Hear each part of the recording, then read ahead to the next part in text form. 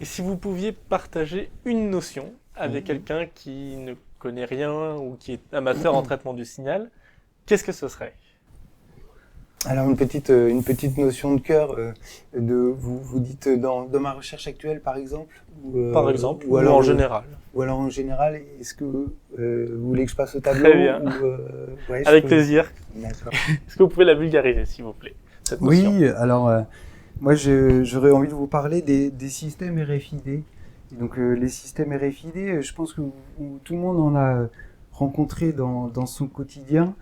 Ça prend souvent la forme d'une petite étiquette qui ressemble à ça et puis qui en général est collée sur les habits qu'on achète par exemple. Et alors ces systèmes RFID, effectivement, aujourd'hui, ils permettent de dire, quand on va le passer devant un détecteur, bah voilà, c'est quoi, par exemple, le pull qu'on est en train d'acheter ou l'habit qu'on est en train d'acheter, c'est quelle taille, quel prix ça vaut, puis paf, ça va pouvoir être éliminé de l'inventaire du magasin, par exemple. Voilà, ça c'est pour je dirais, dans des aspects logistiques. Ces petits systèmes RFID aussi, allez, on peut avoir envie de se dire au supermarché, je vais avoir dans mon caddie, ben voilà, plein de choses que j'ai achetées dans le supermarché. Et puis, si on était capable de passer son caddie sous un portique qui puisse détecter l'ensemble des produits qui ont été achetés, et puis toc, en 10 secondes, nous faire le calcul de la somme, ça pourrait être intéressant. Donc voilà, moi je m'intéresse pas mal à ces petits systèmes-là.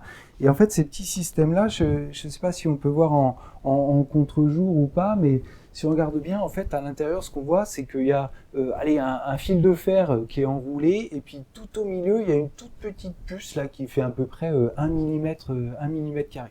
Donc ça, c'est un système qui, comme ça, est très simple, il n'y a pas de batterie, il n'y a rien du tout, et pourtant, ce système-là, il est capable d'aller nous renvoyer de l'information sur l'objet auquel il est collé. Alors, qu'est-ce qui m'intéresse, moi, dans ces systèmes-là? Pourquoi je m'intéresse à ces systèmes RFID en tant que chercheur?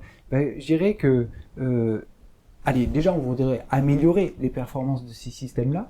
Je dirais qu'on est dans une société ou une ère où on va aller de plus en plus capter de l'information pour, justement, avec les besoins de l'IA dont on parlait tout à l'heure, et puis parce qu'on a quand même une tendance à contrôler de plus en plus de choses dans le monde qui nous entoure.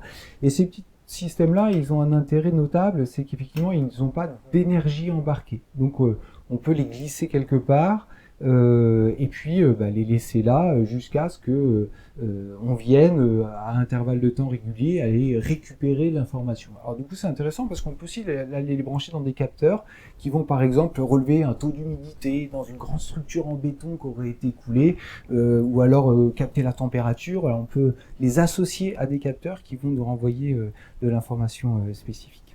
Alors on voudrait les développer, ces petits systèmes RFID, on voudrait améliorer leur performance. Et puis moi, en tant que traiteur du signal, effectivement, on s'est rendu compte que oui, il y avait un axe de recherche, il y avait un axe de progrès potentiel qui était à définir quels sont les signaux qu'on va aller utiliser dans ces systèmes RFID. Alors peut-être si je veux la vulgariser un petit peu plus pour comprendre le mécanisme, peut-être à l'aide de ce schéma-là, je ne sais pas s'il se voit bien, mais un système RFID, il va finalement être composé de deux parties. Il y a ce fameux petit tag, cette étiquette qui va être ici la partie à droite, donc qui ressemble à quelque chose comme ça. Et puis là, on a un lecteur qui est plutôt peut-être une scanette ou quelque chose qui est un petit peu plus gros.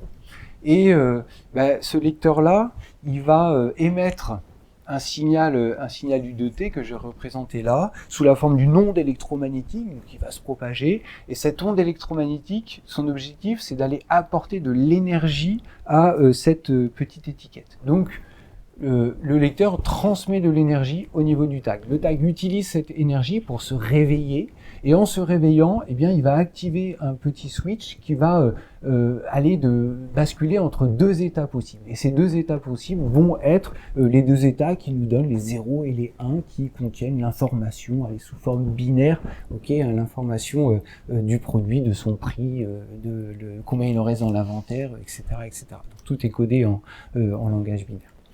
Et donc, en allant, quand le tag se réveille, il va activer son switch qui va du coup donner l'information sous la forme d'une séquence de 0 et de 1. Et ce qui est tout à fait intéressant dans ces systèmes RFID, c'est que finalement, l'onde qui a été émise, en fonction de l'état du switch, elle est plus ou moins réfléchie vers le lecteur.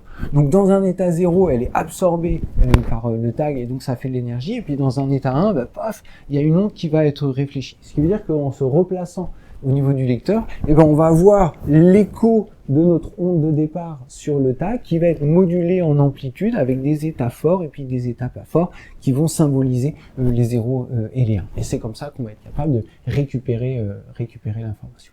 Alors ce qui est assez fascinant dans ces petits systèmes-là, c'est que finalement, c'est des systèmes qui mélangent un aspect énergétique dans la transmission par onde radiofréquence du lecteur vers le tag avec un aspect informationnel qui est ce qu'on est capable de retrouver en retour. Donc il y a un aspect énergie-information couplé dans ces systèmes RFID et ça c'est assez intéressant en termes de thématiques de recherche. Enfin, voilà, ça fait des concepts un petit peu originaux.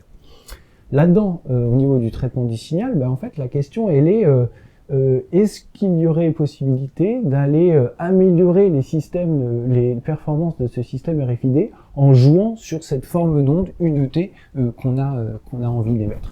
Et donc, du coup, nous, ce qu'on va se faire, c'est se donner un modèle de signal. Alors, en l'occurrence, là, on rentre peut-être dans des formules un petit peu plus compliquées, mais grosso modo, là-dedans, ce qu'on retient, c'est qu'il y a plusieurs sinusoïdes, il y a plusieurs fréquences porteuse et chaque fréquence elle a son amplitude et sa phase qui sont données ici et en fait moi mon travail c'est de dire ok, qu'est-ce qu'on choisit pour l'amplitude et la phase de chacune de ces fréquences porteuses de manière à optimiser les performances du système.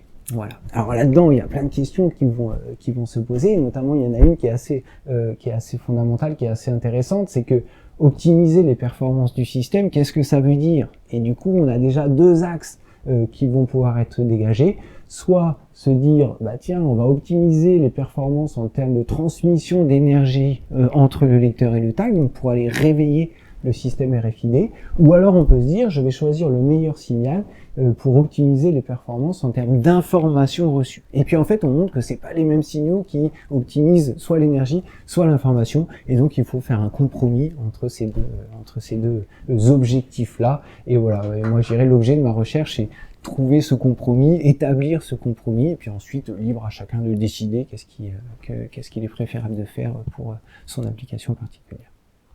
Voilà. Merci beaucoup. C'était très clair et très intéressant. Merci beaucoup. Merci à vous. Et merci pour ce moment de partage de votre thématique, puis de votre métier. Et puis à bientôt sur le Max des Cultures. Et bonne continuation à tous. Merci.